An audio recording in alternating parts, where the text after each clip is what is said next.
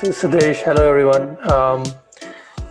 So my background is mostly, as you can see, I'm a medical doctor, but my field, again, like Parth, I have pivoted my field from practicing medicine to participating in clinical trials. So I do clinical research, especially in neonatology. And then Parth helped me guide much of his work towards towards user experience and um, customer research. So that's why I help him out in the with the clients we work with. Yeah, definitely. So right off the bat, we're going to be utilizing a tool called Mentimeter. Some of you guys may have heard of it. Really, all you have to do, when you're gonna, I think we have around 5, 6, questions, but really we want to make it interactive, right? We want to make it engaging, making sure that you guys are involved. It's early, kind of, 9 a.m., but it'll be fun though. That's the whole point of what we're trying to do, keep it fun, engaging, and interactive. So really go to menti.com. I would do that right now. If you can, put it up on a new tab, pull up on your phone, and you're gonna have a code. And don't follow that code, but you're gonna have a different code coming up later on. Yeah, so every time that would come up, we're gonna have a Q&A, or not a Q&A, but a question for Mentimeter. So let me hop out to,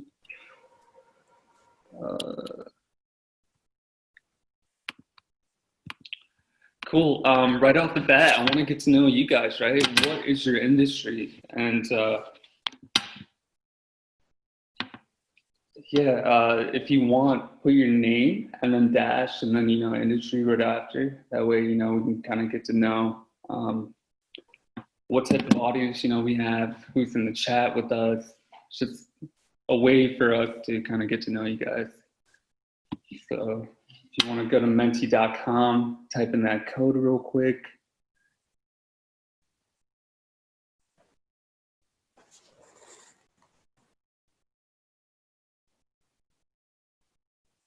Oh, cool. Damn. Marketing, info, tech, digital pathology, UX. All right.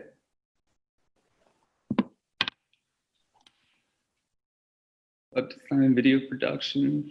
Nice. Joe soccer. What does that mean? It's cool though. I mean,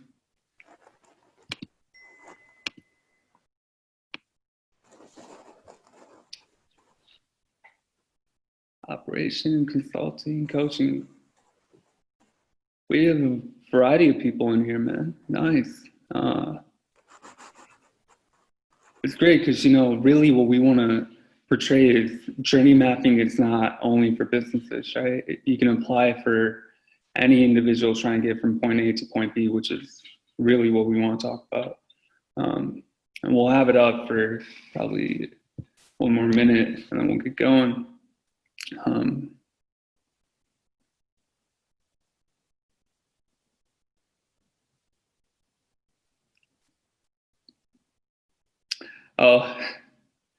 Industry is, maybe retail to what people are mentioning, marketing, tech.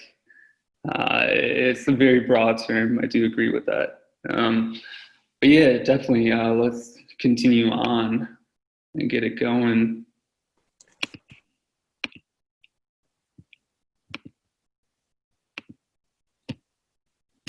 All right, where are we? The agenda, we're going to talk about what CX is and why is it so important right now. The world of it, some of the tools, methodologies, behind it.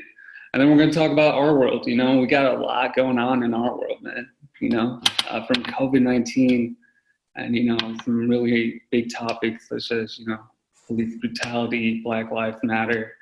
A lot going on and the speed of change, and it's getting tough, right? To being able to adapt to all the different changes. And then we're going to go into the mapping fundamentals, and then we're going to go through a case study, and then we'll figure out how you guys can apply what you learned today and move forward with it. That is the entire point. We want to make sure that by the end of it, you have something to take away from it. And then we'll do a Q&A at the very end.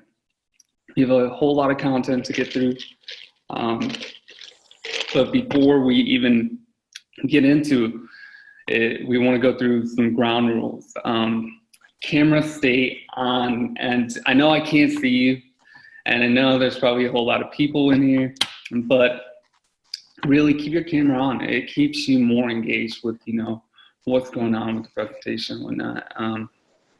And then I want to kind of do like a pledge of engagement too with you guys, making sure that you guys are gonna be active and, you know, right hand up. I pledge to engage to the best of my ability.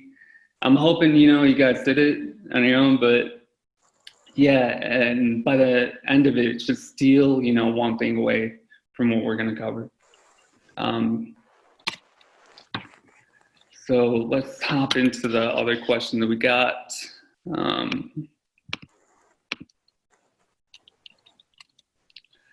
What does customer experience mean to you guys, right? Like, what comes to mind when you know, look at it, you know? What's your perspective on it? And, you know, same thing, go to menti.com, type in that code.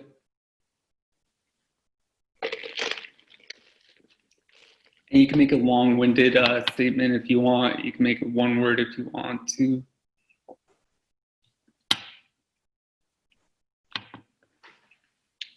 I like that. I like that a lot.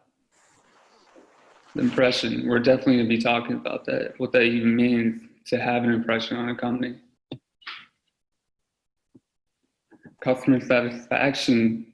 Yeah, no, I totally agree with that. We want to make our customers, you know, happy, right?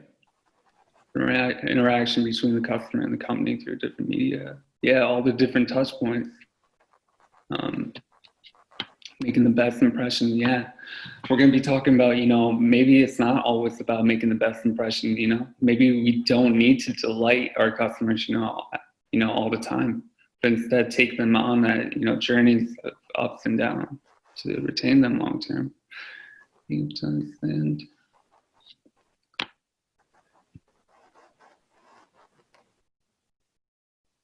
Yeah, a lot of you guys know what it is. Yeah. Oh, I totally agree with that.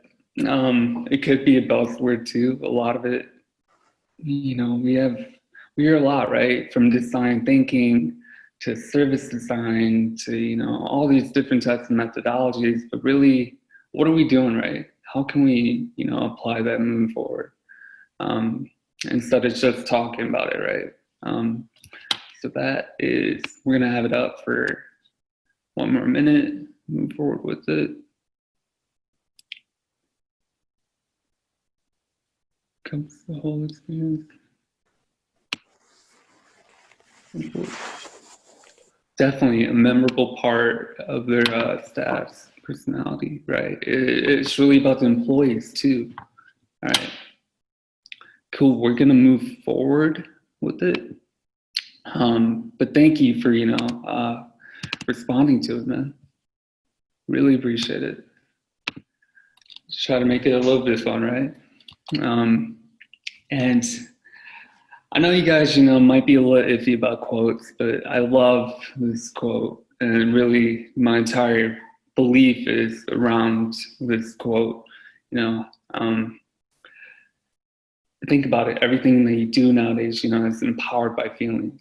How you feel is pretty much going to dictate your decisions, right? Nowadays, you want to think, you know, smart about them, but when you're looking back, you don't really remember a whole lot of what you said and what you did. You just remember, you know, how you felt about it. And moving forward, we're definitely going to talk about, you know, why feelings are kind of the new thing when it comes down to, you know, competitive advantages and whatnot. And It wouldn't be fair to mention customer journey mapping if I didn't mention DLive. DLive is Detroit Life is Valuable Every Day. They're a nonprofit I volunteered back in when I was a sophomore in college at Wayne State. And really, I got involved because, they were a nonprofit. I needed, to get my credit out of the way. And I was pre-med at the time, so I thought, why not? And what they are is they're a violence intervention program over at Sinai Grace, which is in East Side Detroit. But basically, they try to break the cycle of violence. And they do that with the individuals that come in from the age 14 to 30. So individuals that undergo any type of traumatic trauma, like a gunshot, stabbing, or whatnot, they'll try to, help them out. They'll try to figure out, what can they do to make sure that they don't come back into the ER again. They do phenomenal work, man. Like, I wouldn't be who I am today without them. So on the left with the beanie, you have Calvin. In the middle, you have Dr. Tolu. And then on the right, you have Ray.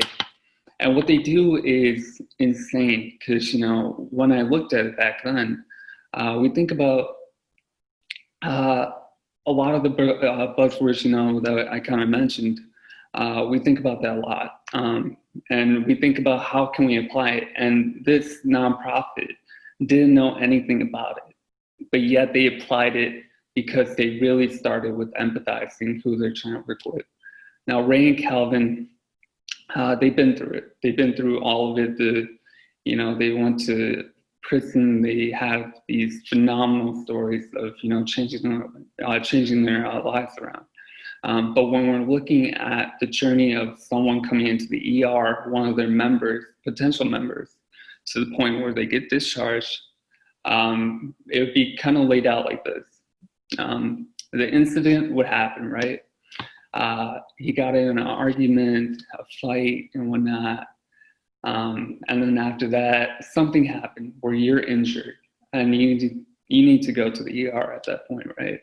And after going to the ER, the physicians, they're going to try to stabilize you, and they're going to try to figure out, what to do next. And usually you go on to triage. And at triage, they'll determine if they want to, discharge you then or, move you to observation, to inpatient. So more often than not, they usually go to observation. And you can see, like, there's that journey from point A to point B. That's the main takeaway right now. So when they get discharged, usually what's on their mind is, they're looking to get revenge, and oftentimes they end up back in that incident phase. So when we look at it, we have the emoji in the top left, and then we have the emoji in the top, or the bottom left too. We have the, happy experiences or, positive experience, and then we have negative. With the, positive ones, during that incident, you might be, glad someone called 911 for you. You might be glad that knowing that you have an ambulance on the way to, pick you up, or someone is on the way to pick you up and take you to the ER, right? But at that time, you're also feeling, stressed, and they're feeling, angry. Probably that argument happened, and you're thinking about if you're gonna get through it, right? Some heavy, topics, a lot of feelings, and emotion involved in, all this going on. Keep in mind, this is probably a fraction of, what they're actually going through. There's a million, emotions and touch points involved in this, but really we want to keep it high level for you guys. Then they get moved to the ER, right? During the ER, they're cold, vulnerable. They might not trust the hospital system when they're going into it, but they're happy that their loved ones are around. That could be one thing. And then when they get moved to triage, they got to deal with maybe bad food. They're confused about, what's going to happen to them. You got medical terminology being thrown left and right. They're reflecting back at the incident, but they got friendly staff to, keep them, optimistic. Then you got observation, free Wi-Fi could be a good thing, right? I mean, it's always a good thing, but But then you got the distrust with the police, and now you're thinking deep on it, you know, getting revenge and whatnot. And then you get discharged, right? But you're grateful for being alive. But then you got to deal with the paperwork. You don't have a ride, and then you got to deal with the bill too, right? So what DLive does is that they've been through it, right? A lot of the violence intervention for specialists been through it. So when they try to jump in, they jump in strategically. They jump in by, you know, starting at the very beginning, because they know if they come in at the discharge phase and they try to, you know, pitch them the consenting form, like, hey, consent into the program, join us, you know, more often than not, they're going to be like, no, you know, I don't know you, man, you know? So they really start at the beginning, you know, they engage with the physician, they try to get face to face, you know, even if they're not going to talk to the member while they're in the ER, they just want to be able to show them, hey, I'm here, you know, I'm working around your, you know, case right now, you know, I want to be able to help you out in any way I could. Any way I can. And then during the triage, they'll reach out to them, maybe try to figure out, you know, if they need anything, maybe have some type of bedside introduction. And then later on, listen, you know, understand what actually happened and probably even advise them. And then let them know, like, hey, we do have a program and we want you to be in it and we want to try to help you out. And so the main takeaway of this, and even then, you know, more often than not, they usually end up calling like an Uber ride or whatever for them. But really, the main takeaway is that it really starts, you know, with empathy. You know, don't be afraid of all the, you know, buzzwords, you know, going around design thinking, customer experience, right? Don't worry about all that. Just really start, you know, caring about who you're trying to help with your business, you know, organization, whatever you're trying to do, right? So going into, you know, how important it is, I'm going to give you a few examples, just, you know, from well-known companies that are, you know, advocating CX into their, you know, programs. So Forrester is the market research data analyst company out there that really advises and helps a lot of the Fortune 500 companies to make some better, you know, smart decisions and whatnot based on the data that they collect. And just recently, I think back in 2017, they made a CX index score based on two things, you know, the loyalty and the quality of customer, you know, experience. And we can see that, you know, it's based on how effective that value is delivered to the customer, how easy it was, and the emotion behind it. And all those, you know, things can be measured in their own way. And then they're talking about loyalty with retention, you know, making sure that they retain them long-term, enrichment, make sure that they're not just buying one product, but they're buying a lot of other products in your lineup too, or, you know, services.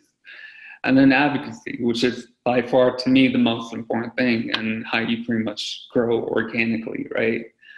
When you have customers talking about your product as if, you know, your brand is like a religion to them, that's what we want to kind of strive for.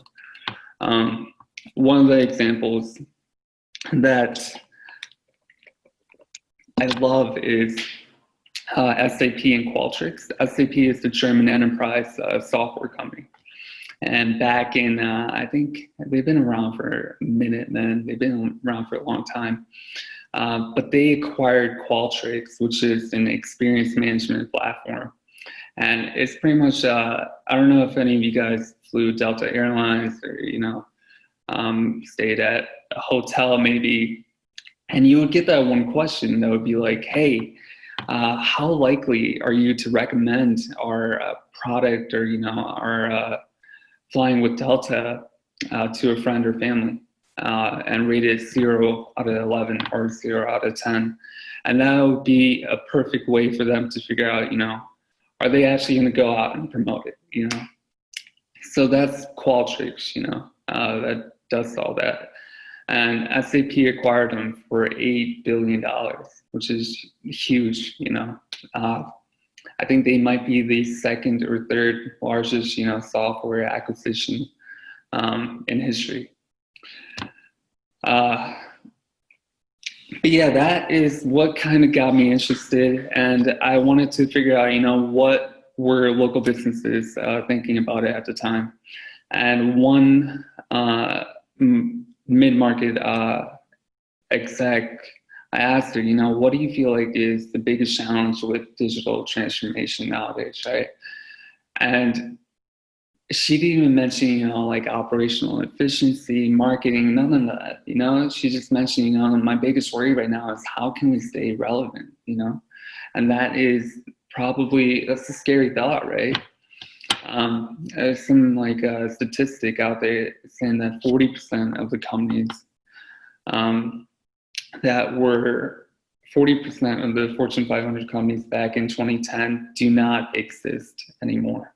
So it's a big thing, you want to make sure that, you're doing what you can to provide not only a chance to be relevant, but also being able to innovate on your, experiences that you provide. And I always mention this because it's probably the easiest way to figure out, how these impressions can become memories. And that's what we want to do. We want to create memories for people.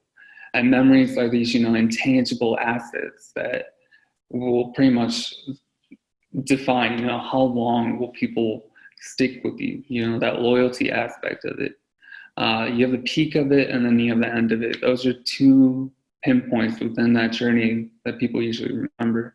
Think about a movie, right? You're watching a movie. How many of you guys have watched Star Wars? Hopefully everyone has, so I don't really spoil it for you guys, in Star Wars, Darth Vader mentioning Luke being his father, or him telling Luke that he's his father, is probably one of the most notable moments. We can kind of define that as the peak of it. And then by the end of the movie, you that's how you feel. You're happy with knowing that when it first, came out and whatnot.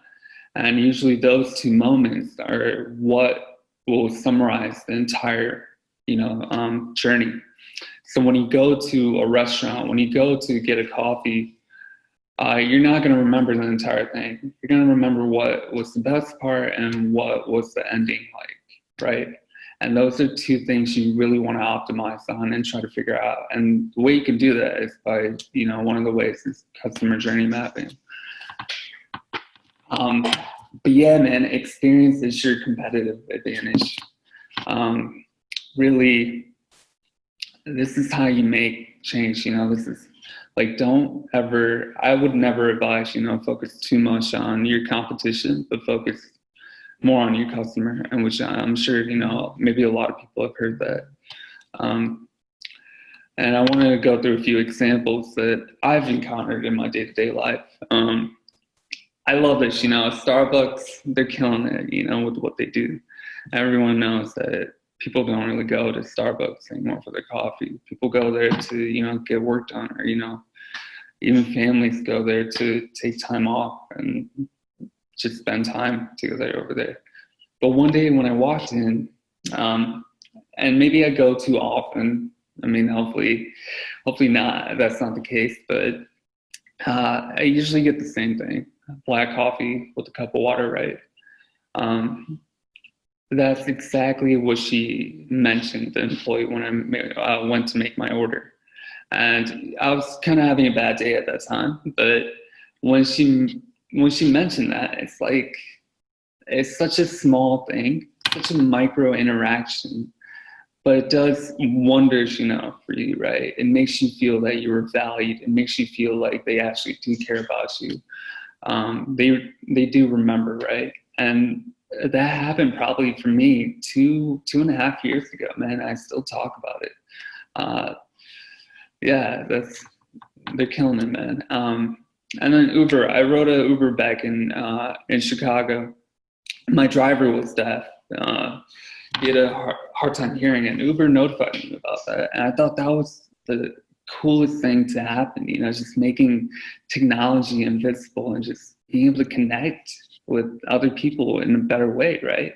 Uber's just, bringing two people together that, in public you wouldn't even know about, right? I thought that was really cool. But yeah, I mean, everyone knows, time equals money and opportunities, right? My phone is always, blowing up with notifications after notifications. I'm sure, you guys are the same. I had to turn them off. Like I couldn't take it because, I'm picking up my phone every 10 to 15 minutes trying to figure out, what is this thing? And more often than not, it's just, a company trying to grab my attention. And really be careful, I think, nowadays, with knowing how do you want to grab your customers, attention. Really make sure that whenever you're reaching out to them, you're providing some type of value to it.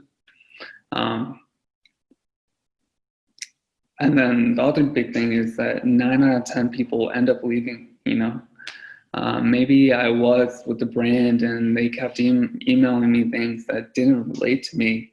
And now I'm not with that brand anymore. And I have I don't care to let them know about it because, I don't have time for that. Along with it being an experienced economy, keep in mind that it's also an attention economy too. Spamming to get your customers' attention is not going to do anything. I think people realize that, like, you got all this data on me, like, you're not utilizing it the right way, right? Like, make sure that you're providing value to all your customers. And we're going to be talking a little bit more about that. And actually, it's been shown, 12 good experiences actually make up one bad experience, right? So really be careful about how you want to go about interacting with them. And more often than not, what I think is, how would I want to be approached, right? I don't know if anyone else has this issue too, but I tried getting my stimulus check. I couldn't. I went on IRS. I filled out everything, and they showed me payment status not available. And you can see right here that you can't really move forward with that. Like, I didn't know what to do. There was no number to call. I got an FAQ that was shown, but you can't do anything with that. So I'm waiting, like, I'm sure there's a bunch of other people out there, that are going through the same thing. And when you go on Twitter, you have the same experience too. So when you're building that, journey, keep in mind where they're getting blocked off from achieving their goal. So even though there's not another IRS, but you can still apply it to your own business, right? That concept of, I mean, now I kind of feel like, I'm just laying in bed thinking about, like, when am I going to get my check, right? But anyway, let's move into, what's going on in our world, man. We got a lot going on, a lot, really emotional, really heavy stuff. But really, I want to know, actually, from you guys, what are you guys doing right now to navigate around COVID-19?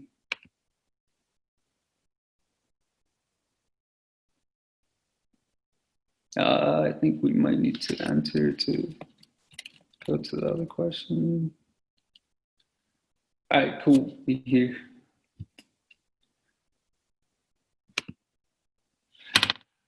Same thing.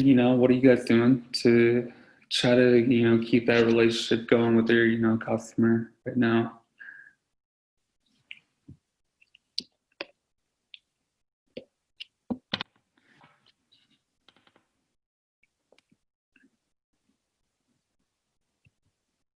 I love that, offered longer payment terms, man. A lot of Zoom calls, it's good. Definitely the communication aspect, not only with customers, but internally, right? With employees and your vendors and who you talk to is really important. Utilize e-commerce more. Okay.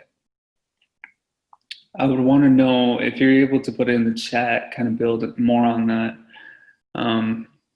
Stay at home, work remotely, digital tools. Okay.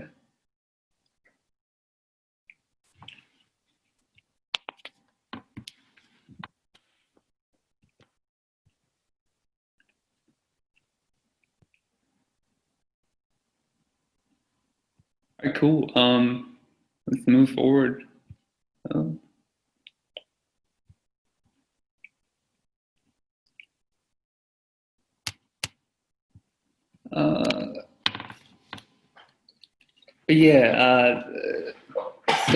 one of the examples, I always use is the brand communication aspect of it. Brand communication, really figuring out like what individuals are going through at home right now and how you as the company can reach out to them is crucial, right? If you go on Twitter, you just type in COVID-19 company, you get so many emails from people, or so many tweets about people complaining about the mass emails, the templates and whatnot that people are getting. And even right here, the little video about the kid like being us, and we can't do anything about all these, incoming COVID-19 emails. Really, again, really be careful about that communication aspect, and then think about, what's in it for me. That's what people are usually thinking. There's been tons of great examples out there, but some of the poor ones have been like Delta Airlines informing me about them cleaning their plane, which is I don't really need to know that, right? But that what's in it for me mentality is gonna really be the next. It already is, right? People are thinking, what do I get out of it, right? Every time you reach out to a customer informing them about like a new promotion or product, what do they get out of that email when they're reading it? Two things you want to keep in mind is just be helpful and then be timely too.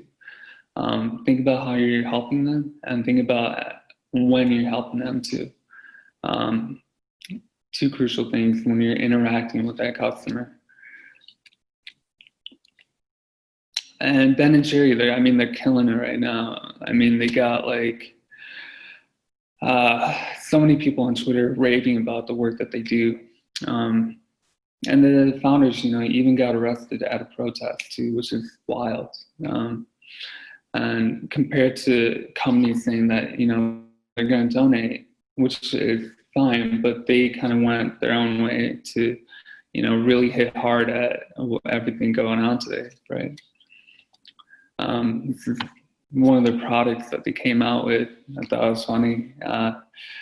Really, a small thing that adds a whole lot of value, right? Especially the timing of it. So yeah, let's get right into it, then. We're going to talk about some of the tools, and these are pretty much, not all of them, but a lot of the tools out there to create better experiences for people, and what a lot of companies are using nowadays, right? And we're going to go through persona creation, journey maps, and moments that matter. So a lot of how we think is process thinking is, if I want to grab a cup of coffee, usually what people think like, oh, I'm going to hit my friend up and then link up with them to get coffee. But in reality, you have so many, steps in between, right? And that's not how it usually is. So how we want to define it is that, it's pretty much the journey from point A to point B. What a customer or prospect might be going through to achieve a goal with your company or organization. So one example is when you're getting a mortgage loan. When I'm thinking 30 years out, about getting a house and whatnot, at that time, I have a lot on my mind trying to figure out, when could I get that house? And then if you really want to be able to map it, you can map it at the very, high level overview, which is that 30-year overview, right? And you have year 1, year 2, all the way up until year 30. So when you zoom in on year one, you can look at, this individual is looking for and comparing mortgage loans at that time, the very first year, right? And then you can even go further down when you take day 15. Within that year one, within day 15, they're probably doing a 1 hour consultation meeting. And then you can really break it down from minute 23, minute 24 to minute 60. So it's not just, by the time the customer, comes in, being aware of what you have to offer and buying the product, but really like you can kind of zoom out depending on, what type of scope that you want to look at. So yeah, persona creation is pretty much, how are you going to define your audience, right? How do you segment them? How much context can you give them? And really, we try to be as research based as possible, rather than assuming what our customers are. We might have a good idea, but really, you want to talk to them, man. Like the only way to really know is talking to them, going on online forums, figuring out like what they like to do, and kind of going from there, right? Yeah, they would represent any group of people, customers, market segments, employees. Usually we have it aligned like this. You have the image, name. That would bring more life to, the persona. You have the demographic info, right? You have the name, age, family, income, job, education, brand, right? You can go on, but really make sure that it's grounded on research that you did before, right? Actually talking to them, being able to notice, hey, they do have a MacBook, or, hey, they do have a lot of apps on their, phone and whatnot. Knowing the little things about them really does, help a lot. And then, their attributes and motivations, right? Being able to know, what is important to them, not in relation to your business maybe, but in general. Like, if you're dealing with a medical student and he's going to, he's getting coffee at your coffee shop a lot, no, his goal isn't just getting coffee. His goal is, being able to be focused at all times and having a, study-ish, environment to achieve his goal of, getting into, residency or, doing well in his medical school classes, right? And then you have mood images, which are, images that might pertain to that persona. It could be, artifacts like a product or, what type of house that they might live in and whatnot. And then we have the pain points, right? Like what issues do they kind of go through at that time? And then we do I statements, and more often than not, there's just, quotes and testimonials that we take and just pretty much apply it to the persona. And what they usually look like is kind of like this. You have a story behind, what, like kind of like a bio brief, right? What is their goal? What are they doing? Who do they work with at home? If they're doing remote working and whatnot, what's their everyday like? And then we look at their goal, we look at their wants, right? And then the need, the fear. The fear might be, what they're afraid of, right? In general, with what they do, their want, being able to know exactly, where do they want to allocate their time into, their need. But yeah, this is pretty detailed, but the more detailed you can get it, the better your persona is. So here's some pro tips right off the bat. Really involve your customer. What I mean by that, once you kind of create it, I more often than not, we would share it to them. We're like, hey, do you feel like, this kind of represents you? Persona is pretty much, person and activity combined. Keep that in mind, when you're making them. And invest in really talking to them, really going out there, getting to know them and whatnot. And they're dynamic too. So what I mean by that, they're changing over time, right? like for us, a year ago, we're not the same people, right? We're growing, evolving, our needs and wants are changing, right? And then usually the expiry date for us is around 10 months. We feel like, within 10 months, that persona would still hold up true. But, we always try to, continuously update it whenever we can. And then it comes down to mapping the journey, right? Finding gaps within that customer experience and being able to explore, potential solutions you might have, right? And we try to keep it simple. I know you can Google like what is customer journey mapping. You're gonna get a ton of results. You're gonna get all these, pretty looking fine-tuned pictures, right? But we try to stray away from that. We try to keep the scope defined in the beginning. Then we try to figure out, what are the stages in whatever journey that we are trying to map. So we figure out the goal of that journey, and the goal could be we're going to be talking about, getting coffee during COVID, that could be a goal. Or one of the goals mentioned before would be like applying for a mortgage, loan and whatnot. So think about the goal for that, persona. And then within that goal, try to break it down in the stages that they might be going through. So with that coffee example, again, like if I'm getting coffee, right, I'm going to text my friend. I'm going to figure out what time. I'm going to get in the car. I'm going to drive there. I'm going to be stuck in traffic maybe.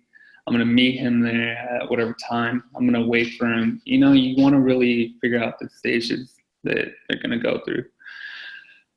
Touch points, pretty much any way that that individual may be interacting with your product, advertisement, whatever touch point would be is, whatever relationship him and that company might have, that interaction, right? It could be, I pull up to, in front of the coffee shop and I read that sign up front. That could be a touch point right there, right? And ATF is action, think, and feeling, right? That is kind of like the meat of the journey map right there. You want to be able to know what the action might be within those stages, what they're doing, what they're thinking, and how they're feeling. And the pain, right? Like what are they, going through? And during those, different stages. And then where's your opportunity, right? How can you kind of optimize on that? And we're definitely going to talk about like, there's so many opportunities, right? When you have a lot of touch points and you have a few pain points, there's so many ways to improve, but really you need to figure out, how much time do you have? Where can you kind of dive into? This is one example of our map that we made for a client. It's a pretty small map. It was just, the journey of ordering food online amid COVID-19.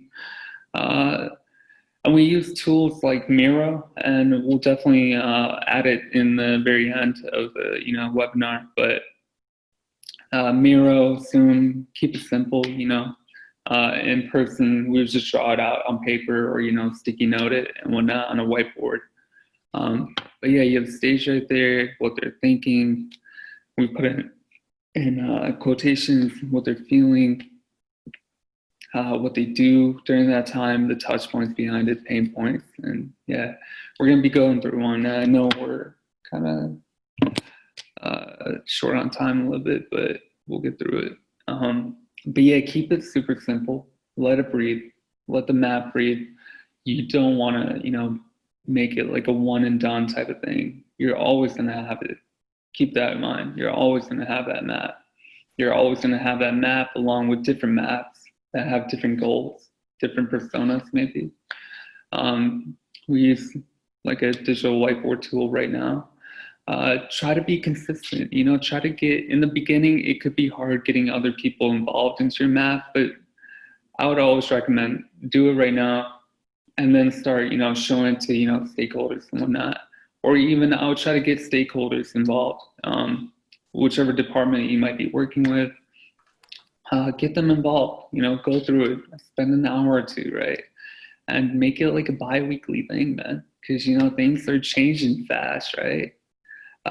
Who knows, next month could be, like the apocalypse, man. You got to be ready for that, right? And you want to you can also create your own lane too. These are just, examples for us that how we do things, right?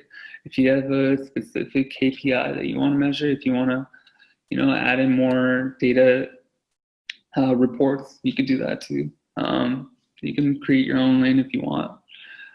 Be open-minded about it. Don't follow what you see on Google Image. Follow some of the good practices around it and kind of craft your own tailored map around it. And then we're going to talk about moments that matter. Moments that matter is pretty much where in that journey can you optimize that opportunity, right? What is they might have an expectation versus the actual experience, right? So when I go to get food and I'm thinking, all right, great, the place is nice, interior design is nice. But when I actually eat it, that is the moment that matters, If the food is bad, I'm not going to come back there, If the food is phenomenal, you better know, I'll be back there. Really, these expectations are kind of a lot of customers, have when they see, brands making ads and whatnot. Keep that in mind, where are your moments that really do matter, that are going to really solidify that acquisition or, deal. And then Sadesh had a good example that he wanted to go through right now.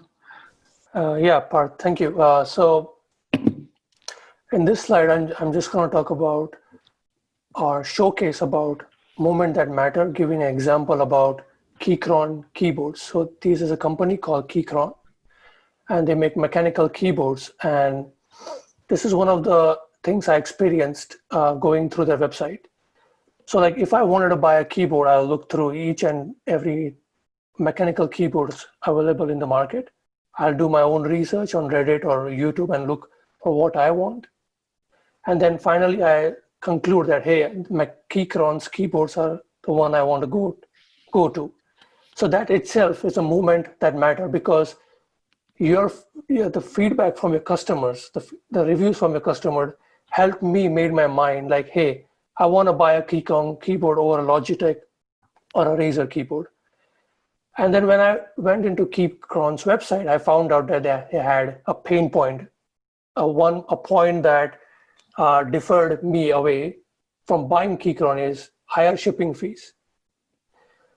So I thought about whether should I buy the keyboard or not.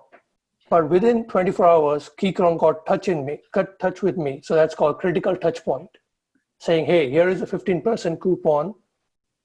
So they provided a stimulus for me, whether that will help you buy the keyboard or not. But it did help me, and I purchased the keyboard. And then that becomes a second moment that matters, because right now I have a keyboard which I really wanted, and I got it at a discounted price. So as Parth, my colleague was talking about, that made an impression, that made a memory with me. Like these people gave me a discount, and that became a moment of matter for me. And ultimately, I'll share this experience with my colleagues or with Parth or posted it online, and that will ultimately increase their customer relationship with future customers or future pending customers. So that's one example of how movement that matter helped. These are small things nobody pays attention to, like Parth says, but these are a critical things which Keychron did for me to make a solidified decision, like I want their keyboard. Yeah, definitely. And when you're trying to figure out the moments that matter, think about the weakest part in that journey. Think about, what is the very big pain point. And for what Sadesh was mentioning, it was the, shipping fee. You didn't want to pay it. And think about maybe what is the glory in the journey, right? Where are they having a great time? And where can you kind of optimize that? and really win those, micro moments, right? Think about the little things. The little things do matter when they do add up over the entire journey, right? And I know I might get hate for it, but really be partner centric rather than, customer centric. When you're partner centric, you actually want to keep that relationship. You actually do care about their needs, and you kind of view them a little bit differently rather than, as if you were to view that as the customer. I mean, that helped me a lot. That helped a few clients that I worked with a lot kind of pivot their, mentality to make them better empathize what their customer is actually going through. But yeah, those impressions, turn into memories, right? So one example, one case study that we're going to walk through is the global health research curriculum that Sadish led. And we're going to be walking through, if you want to jump on. Yeah. So Global Health Research Collaborative is part of Wayne State School of Medicine, and they have partnered with Google Cloud in developing an online summer workshop, which will be starting on July 13, next month. So the workshop is basically aimed towards aspiring global health researchers, and it provides mentorship opportunities. It provides training and tools for these researchers. And this is like an online training program, which has open membership for all international crowd, international professors, doctors, public health, research assistants, PIs. Can you go to the next slide, Parth? Yeah. So I'm very excited to talk about this because this will show you how we helped improve customer satisfaction, which exactly means that we improved the applicant registration when we joined their team. So what we did is, in order to get in touch with the applicants, we started doing Zoom calls with them. We did 5 to 6 Zoom calls, and then we found out that we always used to get the same questions again and again about mentorship, assignments, what are you going to learn about this program. And this delayed the duration of the Zoom call. And we had like 40 participants to go to, but this is like first 6 participants we are facing this problem. So me and Parth talked about it. And then what we did is 2 things. We made like an FAQ slide. I know it's very simple. It sounds trivial, but we made like a 2-page slide PowerPoint of which all the FAQs which we found out in the previous 6 interviews. And then we also made a charter. Now, making a charter about applicants' data, that means we created a persona. By creating a persona, we found out about their field of interest. We found out about how will this workshop benefit them, what are their outcomes by taking this workshop, and what is their actual research background. Now, when we did these 2 things, the results were very drastic, like really positive. The slide which we used in the future Zoom calls, this helped us decrease the call duration because the questions were all answered on the slide. There were very few questions back and forth. The applicants complimented us on the structure of the workshop because now they have a good picture in front of their eyes. And thirdly, this is the most important thing, this increased the registration number of the workshop by 28%. That was drastic for them. And the most important regarding the persona creation was the results. We talked about the applicant's background and their outcomes to the faculty, and that motivated faculty to make their presentation much higher, and they were more excited on getting on board and joining the workshop. So here you can see we created a persona. We presented that persona to the faculty and the team of GHRC. So we increased, we showed them the moment that matters, that by doing these things, we increased the registration for this workshop. Right. Yeah, definitely. Thank you, Sadish, for that. And one of the other example that we wanted to keep it a little bit more interactive was Midnight Temple, a new Indian gastropub opening up in Detroit. Finally, we're about to have an Indian restaurant, and they're really good too. And even though I'm Indian, they still have phenomenal food for an Indian restaurant. But they came to us, thinking about like, hey, what can I do with my go-to market strategy during COVID? And, you know, we were, hesitant because, we didn't really know much, but we thought, let's start off by talking to their, restaurant patrons, figure out, their potential patrons that they're kind of targeting. And a lot of who they wanted to reach out to were, millennials, the younger crowd moving into Detroit. So we did that, we reached out and kind of tried to narrow down on the actual persona that we're able to create. This is just kind of like a brief of one of them. And we had to change the name and the avatar photo. But really, you can see that we have this position, the company, the age, and the pain. We kind of made a statement on it and a goal. Pain could be, she's skeptical about ordering online amid COVID-19. She also wishes that more businesses tried benefiting the, Detroit community. And then the goal for her was, she wanted to still desire something unique or something different that stood out. And she also wanted to help out local businesses get through COVID-19. And you don't have to go in detail like this, but like I mentioned, it never hurts, right? You always want to try to figure out what they're actually going through at home. What do they do? What else do they like? What brands do they like? All that helps, and being able to, create a repository of different personas is going to do wonders, long term. So demographic, psychographic, and behavioral. But yeah, knowing this information, we were able to kind of create a simple map. And like I mentioned, they don't have to be pretty or anything. Like they just need to be made, really. They need to be made and they need to be validated by your customer or potential customer. So put it in the chat. Maybe what could she be going through? During that hungry phase, right? Like one of the thoughts she had was, what if my parents get COVID, from outside food? And the feeling, we always try to, you might see a lot of times, the feeling part being color coded, which is, fine. But we always want to make sure what type of feeling are they actually portraying? And emojis, provide a great way to figure out, what are they actually going through during that stage.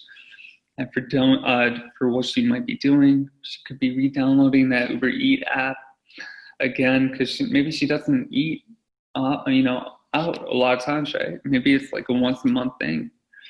Touch points could be, she's reaching out to, looking at either Detroit, she's on Instagram or Facebook, reaching out to friends and family on where to eat. And the goal is, ordering takeout online amid COVID-19. Yeah, and the pain point is she's getting COVID-19, right? It's a big worry when you're ordering out, making sure that restaurants are taking their own precautions around it. She might be thinking, oh, stumbling upon Midnight Temple, this looks, interesting and unique. She wants to be able to try something different and new. And she's probably looking at the Google reviews, looking at the website, looking at DoorDash, maybe, Uber Eat, but she's unsure about the quality because, it's a new restaurant, right? Not a whole lot of info about that. And then we do have like a light green because it's not really a strong positive, moment for her, right? Same with the hungry face, right? It's not like she's dying or, she's really mad about being, hungry. It's, somewhat upsetting. And then, thinking what she might be going through the consideration phase. The food could be kind of, pricey. Does she really want to, follow through with that? She's scrolling through the website landing page, maybe at that time, looking at the menu. And we kind of took one thing for each section for thinking, feeling, doing, touch points, because, we didn't have a whole lot of room, right? But yeah, no photos on the website, big pain point, right? You want to be able to know what the food will look like. And then when she does make that order, she's probably thinking, man, I hope it's worth it. I hope, the food is worth, $60 or whatever, right? that she paid for. She gets the email for the order confirmation. Email, she's probably looking at her email from, Midnight Temple, looking at the order form maybe. She's probably going on social, looking at the food again. She's probably worried, if the food will taste good, right? And then the pre-delivery phase, she's waiting, kind of mad now, right? Where's the food now? Like, I've been waiting. She's been eating small snacks.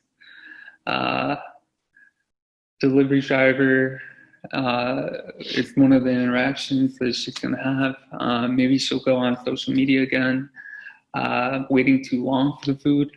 But you can already see that we already have kind of like the up and down wave with the feeling part of it, right?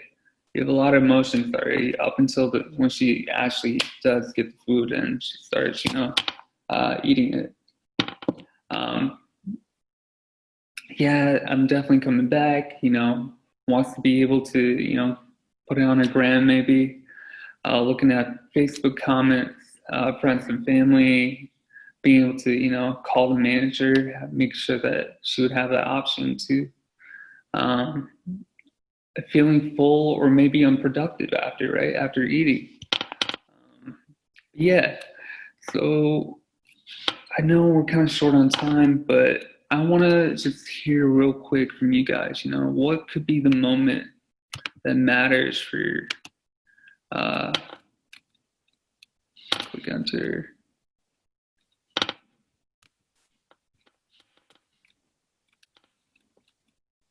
All right, cool.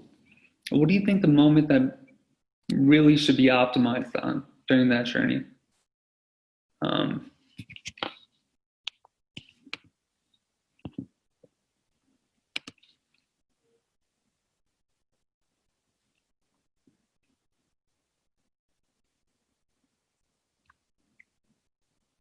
Okay, discovery phase.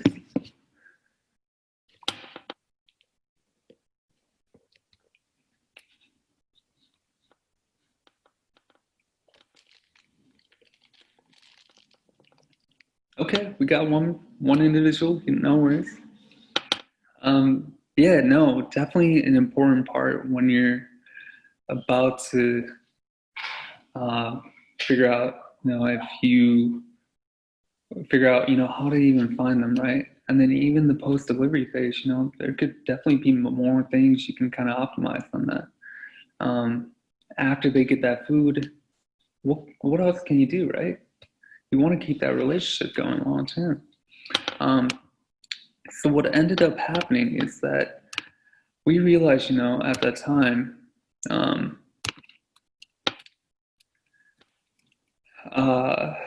during that order phase, we can tell like they're indifferent about it.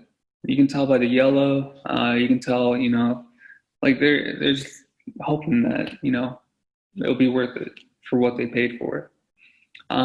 So we wanted to figure out how can we kind of improve on that and kind of create that green and red journey, because we want to try to keep yellow out of it in a sense. We don't want people feeling indifferent, and indifferent is kind of like they don't really care, right? When they're mad, like, they actually do care. When they're happy, they care. But when they're indifferent, it's like, what can you do? So what we ended up doing, we actually made a counterintuitive attempt to make the order form longer compared to, what you would get on DoorDash and Grubhub and whatnot. We actually made it on type form because we actually wanted to figure out, what are they missing most? And during our, interviews that we did, people were missing the aspect of being able to dine in with their friends, being able to engage with them, being able to wait for the food. A lot of times that was a big moment for them. Because when we're looking at that peak and end, the peak was oftentimes, right before the food. And a lot of people weren't even, the food was really important to them, but people missed just being around people. They miss the idea of going to a restaurant. They miss that entire experience behind getting their food. So we wanted to take that and make it digitally, right? And what we did was make a kind of like a 5 to 10 minute type form, order form, and the results, were phenomenal. Like within 4 weeks, they made 10K, and all it did was take 3 days to implement it. People really thought, their time was well spent going through that, order form and whatnot. So think about, it's not about conveniency and saving your customers time all the time, right? But they're looking for that, human connection a lot of times, right? And they don't mind, waiting, if they're getting that value, right? Like we mentioned earlier. But yeah, the benefits, there's so many. Like, I think Bain & Company, a management consulting firm, mentioned, every dollar invested into CX, usually the ROI is $3 to $5, making that brand promise, turning that brand into a religion where people are advocating, going out to, spread awareness about what you do, like Sadish mentioned with the keyboard. Organization alignment, making sure that everyone's on the same page, employee experience, me going to Starbucks, she was smiling at me, being able to know my order, and having a short little interaction right there and then.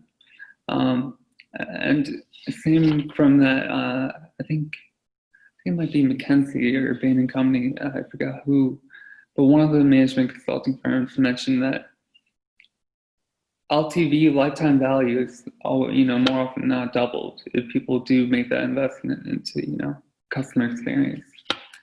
But be careful about making it, because you don't want to be getting the wrong point of view. Maybe not thinking from the customer perspective, but thinking of a life cycle mapping. Make sure that it's really coming from them, and really be research based and not assumption based. Really go out to talk to them and get that data before you kind of apply it to your map. Really prevent, siloing your work on mapping. You want as many people from different departments involved. You want maybe more type of maps. You don't want one size or, one goal at all times, right? People have different, journeys that they do to get to the product and service you want. And then perfecting that map too. Stay away from that. Don't even worry about perfecting, man. Like, keep it messy, keep it clean, here and there, but just do it, right?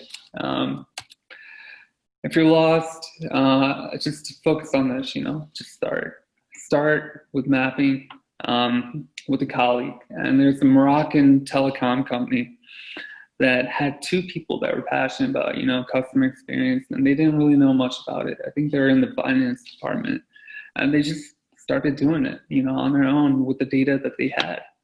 And pretty soon after that, they tried to reach out to their colleagues, asking, hey, do you want to volunteer a little bit on this map with me for 10-15% of your, time?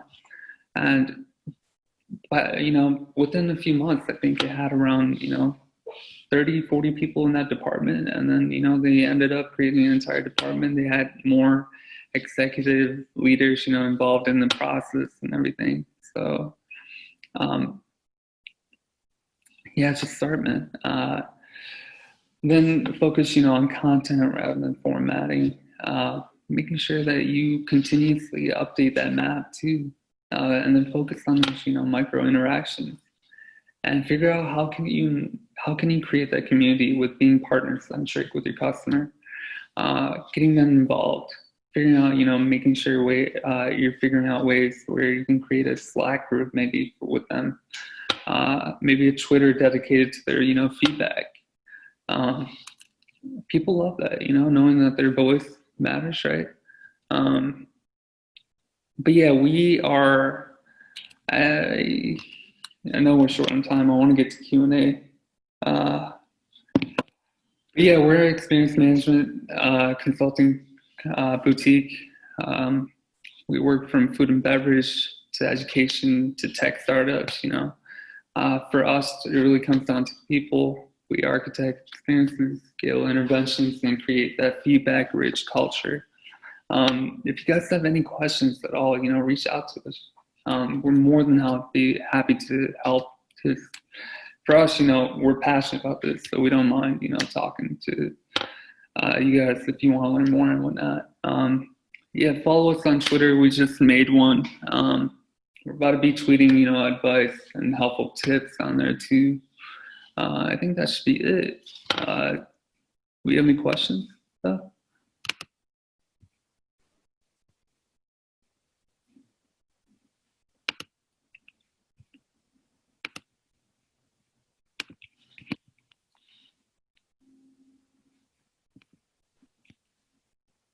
Hello, Piper? Yep, here I am. So someone has a question. Yeah. And There is no question in the Q&A or the chat. Raised in the chat, I think. yeah, Doug, which information are you pertaining to the persona?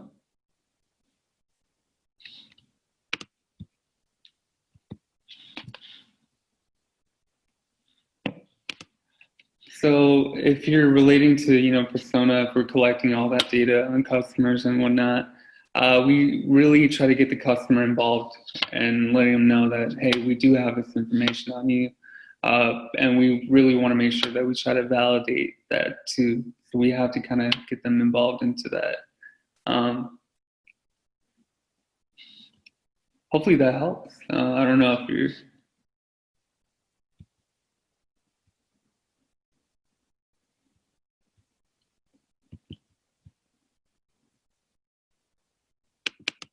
When you are getting started, how do you define stages? Great question. When you're getting started, stages are pretty much, you're breaking down that journey, right? So for us, when we're getting coffee, stage could be awareness. You know, you want to grab coffee.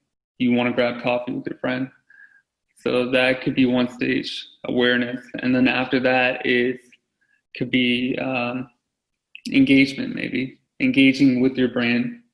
It really depends on the type of goal that you have in mind. If you have a bigger goal, they're going to be, you know, a bigger stage breaking down even more. But I'd be happy to, you know, hop on a call with you and kind of build on, you know, what stage or what goal do you have in mind, and we can kind of define the stages after that. Hopefully that kind of helps.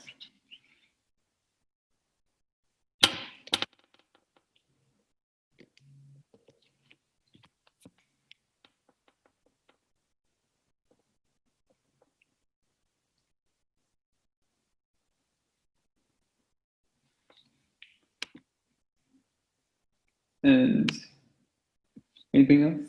Are we good, or are we? There's a question in the chat about what specific data do you ask for to involve the customer in the process? Which one is it? It's the second question on open. Okay, yeah, I can't see it, but Oh, here, I'll throw it in the chat. yeah, that'd be great. Yeah. So, what type of data do we ask to involve the customer in the process? Well, we really try to keep it broad in the beginning. Try to keep it a friendly conversation in the beginning. Just try to figure out, you know, what they want to do. That's why we don't really look at them as a customer. We try to see them as, you know, their own need and goal that they have in mind. So data could be from, you know, demographic, really it's a good place to start. Getting the age, gender, their title, profession, how much they make, maybe if they're comfortable with it. And if they're not, that's fine. You have to respect, the information that they're giving you. And we never try to tie it in with the identity of that individual.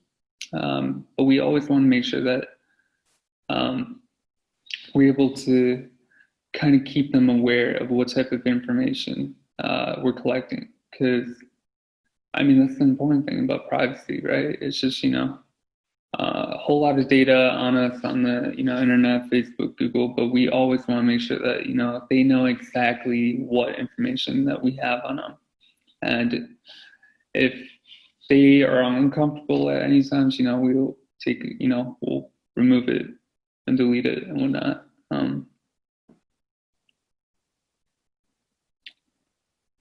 But really start with demographic and then kind of go from there. Little things, about the customer really makes a big difference, right? But really be careful on how you engage with them because, you don't want to annoy them to knowing that, hey, they're on Facebook. Let me go spend a whole bunch of, ad money on Facebook. Yeah, hopefully that helps. And then, yeah. There's another question. Will the slides be available after the session for folks? Yeah, definitely. I think I would have to upload them, right, Piper? Yes. Okay, cool. Yeah, I'll upload them. Okay, and then last question. How can I define the behavioral stages of the customers? That's from Rosemary Salem. Yeah, I think I answered it earlier. But defining the stages for that would be entirely dependent on the goal of the customer at that time, and the scope of it too. So the stage could be driving to the coffee shop. That could be a stage, The other stage should be, arriving at the coffee shop. The next stage could be, walking in to make an order. And then, you can kind of figure out, how can you break down those, stages when you kind of put yourself in the customer's shoe. There's no wrong way, but, just try it, you have the end in mind when you're doing it, and you'll know it'll be really easy to figure out how can we break down the stages to get to the end.